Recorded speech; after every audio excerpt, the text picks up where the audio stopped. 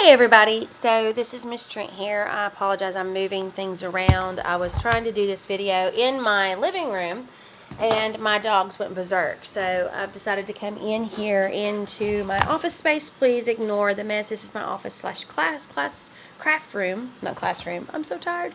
And so we are kind of gathered in a new location. I do need to go over a little bit of information that relates to both high school and middle school. I'll try and take care of the high school stuff early in the video, but just be mindful and bear with me. So first of all, the contracts are technically for the middle school due the first week of school. I have a lot of team members that are existing team members from the previous seasons that have not submitted their contracts, in addition to current new team members that I don't have contracts for. So in reality, you should have submitted the contract for your child prior to them being added to the program. I do have some 8th graders in the 8th grade group that are on board to help my kids. One, to up the numbers in the class so I didn't lose it as a class, and then 2, to help the kids that are competitive. Now, if your child anticipates going to competitions, they do have to have a contract on file.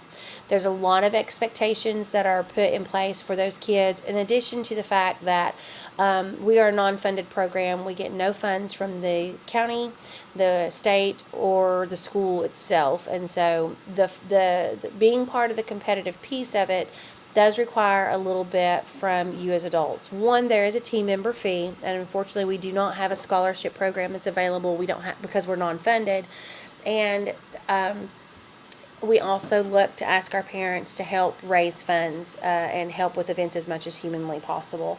And I understand that there are pieces of the puzzle that are out there for you all. I know that finances can be, hard, and we want our kids to be able to participate.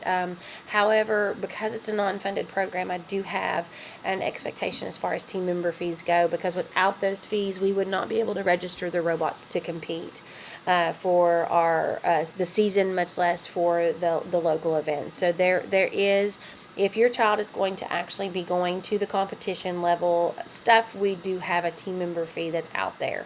I do have a deadline for team member fees to be processed by the end of September, I think, maybe even by the 1st of September.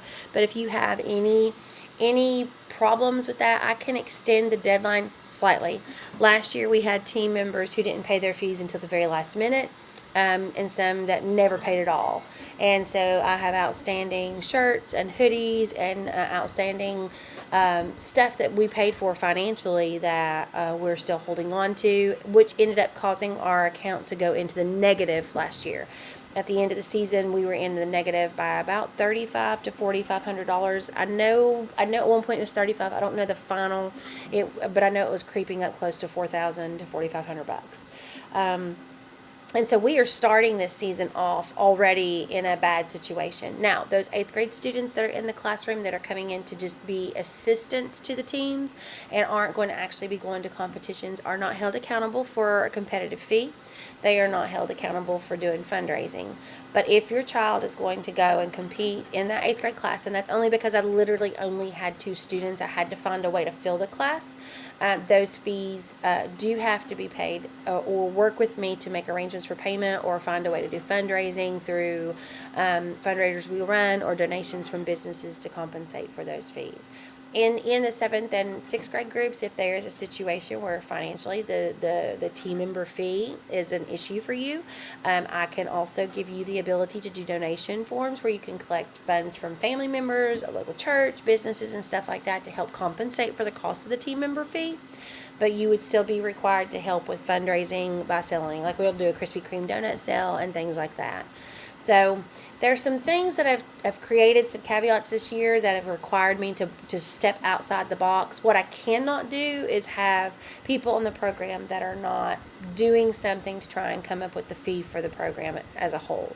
Once we start doing that, then I have to and it's not that I would let every kid come in if I could. I would let every child that wanted to be part of the program be part of the program. But what we run into is that we end up not having the funds to pay for the robots to compete and to take them to competitions. So unfortunately, it's a wonderful program, but it is a program that has no funds. So just keep that in mind. contracts, I'm going to send out a digital copy of the contract. You can either print it out and send it in with your kid, or you should be able to go in and sign the pieces of the digital contract, and then from there you can download it to your computer and email it to me. You can email it to margaret.trent@sullivank12.net, and that's margaret.trent@sullivank12.net. My goal is to have a printed copy of this handed to every child that I do not have a contract for, and those will have to be received by Friday of next week, or they will not be able to participate on the competitive side of the program.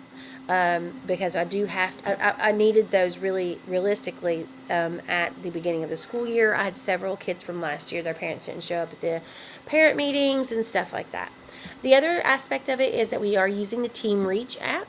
This is the symbol. I don't know if you see down here at the bottom of my screen. Looks like an R, two R's turned backwards to make the T and the R for Team Reach. And we are using that piece to do all of our communication.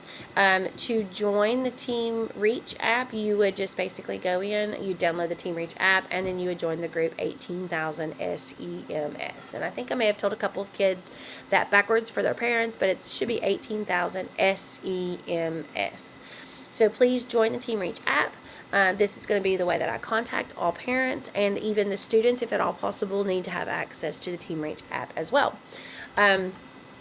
On the Team Reach app, it does have the calendar, and I do post all scheduled practices that are on there for the kids to be able to access and for you as parents to be able to see. Unfortunately, with Team Reach, the one thing it does that I don't like is that as soon as you download it to your phone, you start getting 9 million messages every time I put any kind of an alert out there. So this past weekend, I was trying to work on the calendar I was actually going to try and do it for the year, but the parents were getting like bombarded with alerts. And so with that said, I only did the month of August and September. Here in a couple weeks, I'll sit down and do October and November. I like to try and provide everything for a year ahead of time, and using the Google Calendar does that. But what I ran into last year is that I spent the entire, well, not the entire summer, I spent several days over the summer in creating the Google Calendar, sharing links out to parents, and then parents were just like, hey, do we have tournaments, or what day is it on, and this, that, and the other, when the information was there and provided. The thing I like about the Team Reach app is it does have a calendar that you could easily go on and look at first before you reach out to me.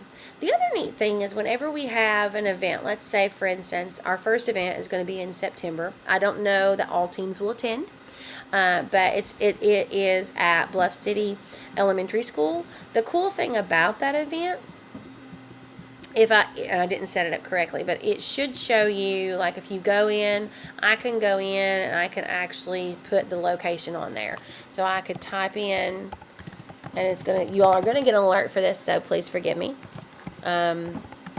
because I'm making a change to the calendar, but I'm asking it to search. Well, it helps if you spell elementary correctly,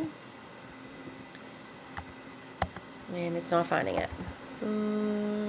Okay, Bluff City Elementary School, and evidently Bluff City Elementary does not exist.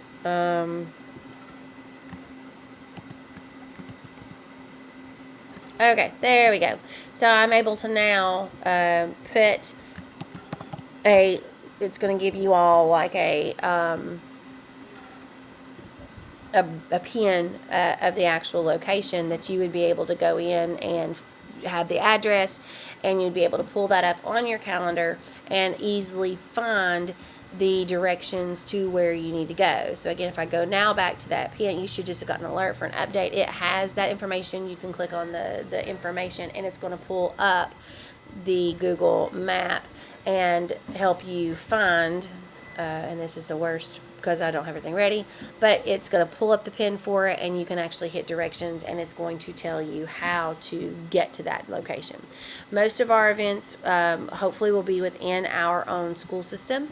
However, there will be some that are held outside the school system, and so this is just a quick and efficient way for you to be able to find the directions there. So Team Reach is nice in that it has features that I did not have just using a Google Calendar. High school parents, I am going to be creating a contract for the high school students to use the facility. So part of what I'm finding is that not just the high school kids, but also the middle school kids, we are making a mess and we are not cleaning up after ourselves. We're leaving things laying around. We're dropping stuff in the floor. Last year, we had literally almost a huge tote full of parts that, and granted, we were moving into a new location and all that, so that created part of the problem. But I spent the first 2.5, little over 2.5 weeks at the school, going through and trying to sort. Say hi to Tommy, he's walking by. We spent 2.5 weeks. One of the students from the 8th grade program that's now a freshman in high school, we spent a little over 2.5 weeks working on trying to organize and sort, and the parts that had been picked up all season long and left laying in the floor, we had spent 2.5 weeks trying to get those organized and straightened up. I'm already starting to compile parts that are being dropped and not picked up. I'm seeing tools and things like that that are being used, and they're taken from a location and just left laying around everywhere else. And because the classroom is almost triple the size of what we had before, it's taking me, when I come in the morning, my 45-minute planning period is spent cleaning up. And I'm not going to be able to continue to do that. I am teaching 3 new curriculums this year, which is putting me behind on getting those things ready. It's becoming a little bit of a problem for me. So the high school kids, when they are there, they're supposed to be an example to the younger kids. They should not be making a mess. They should not be throwing filled elements, which is still something that I had to say to those kids just the last day, yesterday. And so it's not something that I'm just going to be able to continue to tolerate. I expect them to come in and be an example. I've always had a policy that we do not throw field elements. We don't toss them, we don't roll them, we don't chuck them across the field, we do not horseplay, we don't wrestle, we don't do all the things that are still happening with my high school kids specifically. And then the younger kids are seeing it, and then they're trying to do it too. So I am going to send a contract out for the high school kids that sets a clear expectation. And if they continue to break those rules, they will not come back. So just know that I want them there, and I want them to be able to use the facility. It's big, it's beautiful, there's plenty of room. We have 2 fields for the kids to have access to, but there are things that they continue to do that I'm just not going to continue to put up with, because I'm trying to set an expectation for the younger kids. As far as the high school students go, just know that there are going to be some changes in the pipeline coming down as far as how payments are going to be processed. Those changes come from REC, not from me. The teams that are going to the signature event in November, payments will not go to the high school. We had one of the high school team parents go ahead and they've paid for that piece, and so your payments will go to him. You will funnel those from me, and then I will send those over to him. We need to try and get those paid by end of August, within the first week of September if all possible. We were trying to do a 45-day window. We registered the end of July, so we should be paying those mid-September at the latest, so the first, second week of September. So I'd like to get those to him as soon as possible and get that taken care of. That's all I really needed to talk to the high school parents about. Middle school parents, again, this contract is going to be sent to you. You need to either print it off, fill it out, and send it in to me. I'm going to print out copies and send to the kids tomorrow. I would like to have these back by Monday at the latest. Really, I'd like to have them back by Friday so I don't have to worry about it on Monday, but I need to make sure that you understand the responsibilities. So I have a set of responsibilities I guarantee you that I'm going to do for the kids. One thing that happened last year that did not meet the criteria, and I've underlined that this year, is volunteering at events. It is not an option. It is a requirement. If your child is going to be on this team, they must have parent volunteering. Not just at one event, at every event. If I find that you are not volunteering, I'm going to volunteer you. I'm going to put you in positions when we get there. I cannot run this program without volunteers at events. And unfortunately, I found that last year I had a majority of the parents that were volunteered were the same ones over and over and over again, and that is not fair. I can't host a tournament, which is part of where we get the majority of our funding from, without volunteerism.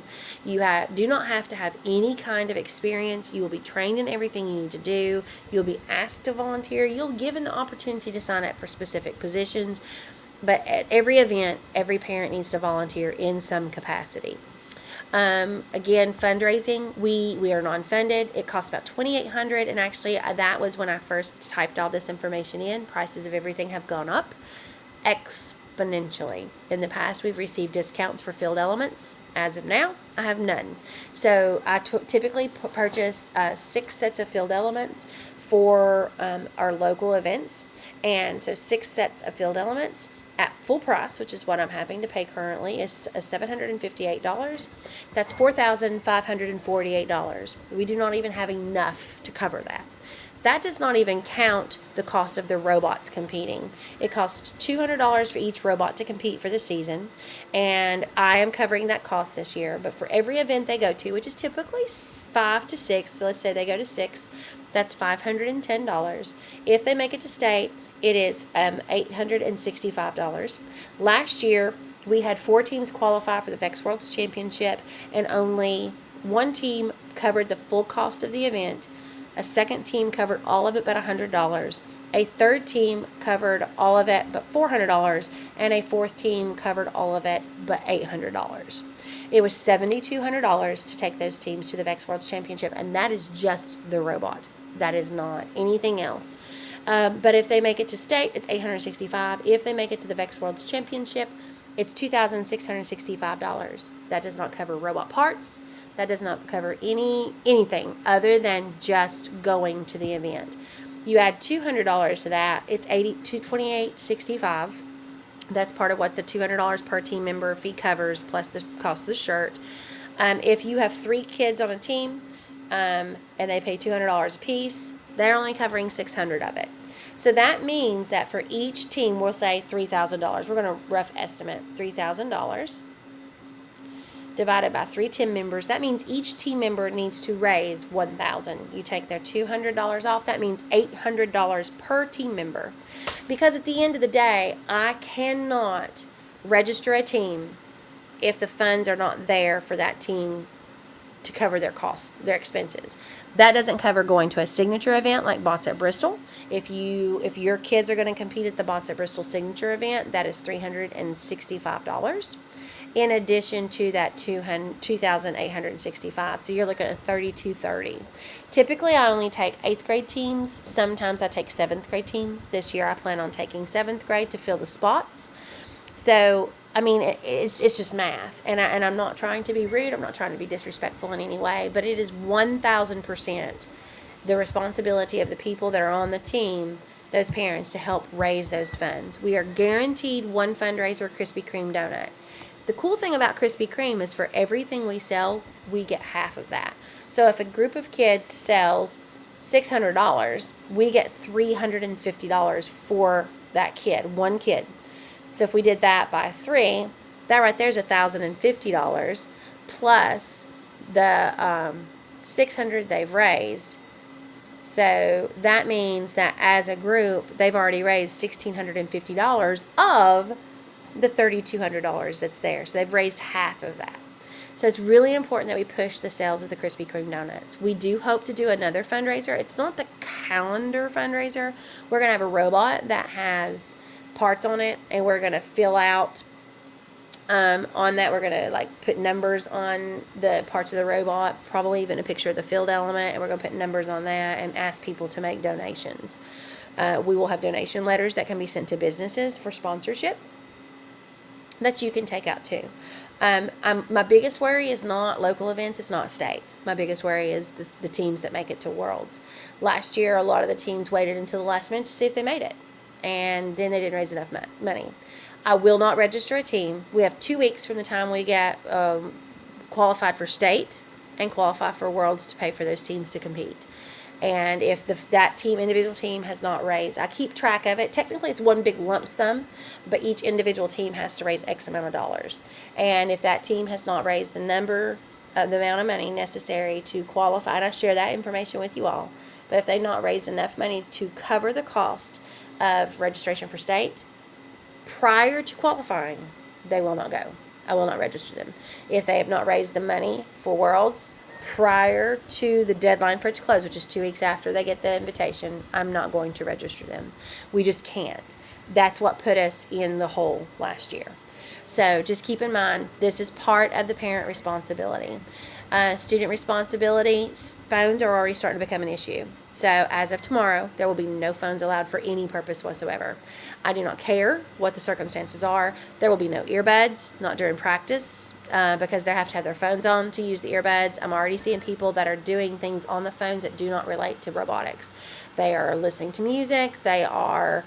And when they listen to music, they have to take it out of that do not disturb mode or whatever. I've got them looking at things on Google. There's no purpose for it. I am at that school without getting paid after 2:45. We're going to be actively engaged and involved, okay? Now, there's rules and expectations. I have a 3-strike rule. Grades are important. They have to have at least a B average or above. There's no reason for that. If they find themselves an ISS or OSS, depending on what they were placed in there for, they can be removed from the team. The team member fee is a non-refundable fee. So if your kid's on the team, you're going to pay that fee, and no matter what the circumstances are, they are going to be removed. It breaks down and gives you the initial student contract piece, and it also gives the parent contract piece. Please do not just go on there and sign your child's name or initials. I had that happen the last couple of years, and I ended up having kids. Well, I didn't know that. It's like the parent just went through and didn't go over that with them. The child will be held to this even if they did not read it, okay? If your child's not going to be at a practice, it is up to the child to come to me and let me know and work that out with me, okay? So, again, it has the information for you, what you need to know. Please pick your child up on time from practice. I, again, am there without getting paid, so I'm doing what I'm doing for your kids without getting compensated for my time after 2:45. So, please be on time. Be on time, because I have 8 dogs that I have to come home and take care of that have been in their crate all day long. Sometimes my husband works overtime, and usually if we're here by 5:15, 5:20, we're okay. After 5:20, we have accidents that we have to clean up, and so I end up spending my evening cleaning up after dogs.